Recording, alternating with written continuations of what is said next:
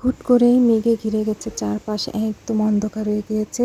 আর তার সাথে বাতাস, এত পরিমাণ বাতাস, ঝড়ের মতো বাতাস হচ্ছে, প্রচুর বাতাস হচ্ছে, যেন গাছপালা সব ভেঙে পড়বে। আম তো প্রচুর আম পড়ছে। তো আমি বললাম যে আম কুড়াবো, আমার মা আব্বু সবাই রাগারাগি করতেছে, কেন আম কুড়াইতে হবে, আম দিয়ে কী হবে, আম গাছে নেই, গাছের তে পেড়ে পেড়ে খাবা, কত আম আছে, তুমি আম কুড়াইতে যাবা কেন, আম কুড়ানো লাগবে না, মানুষে নিয়ে যাক।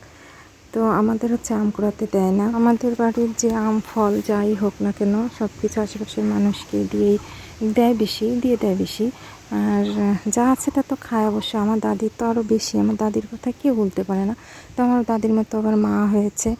তো আমরাও মোটামুটি মানে ওই দাদির ইয়েটা সবার মধ্যেই আছে।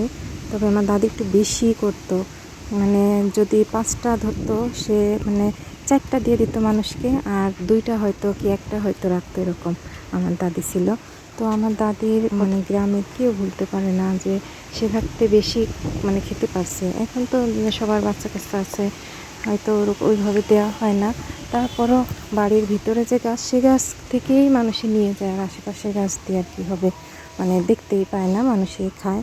আর ঝড় বাতাসে যে ইয়াগুলা, ওই ঝড়ের ভিতর আমাদের বাড়ির কাউকে বের হতে দেয় না, আমার আব্বু মা সবাই রাগারাগি করে, আর আম তো কুড়াতেই দিবে না।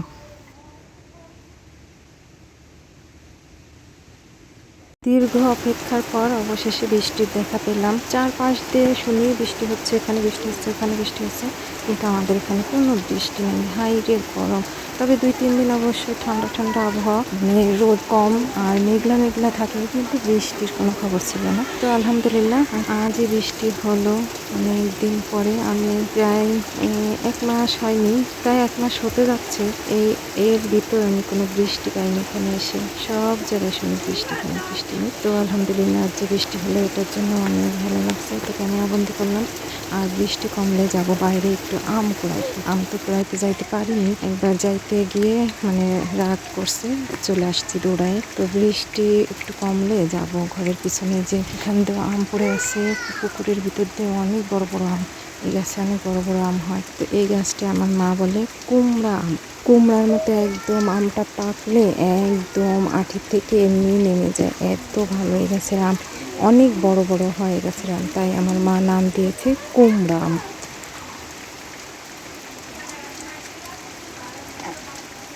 অবশেষে তো আম কুড়াই নিয়ে আসছি, এত বড় বড় আম, তাও আমার মা আব্বু দিবে না কুড়াইতে, গাছ থেকে পেড়ে খাইতে বলে। এই সবগুলা আম হচ্ছে ফজলি গাছের আম, এগুলা মিষ্টি, একদম মিষ্টি।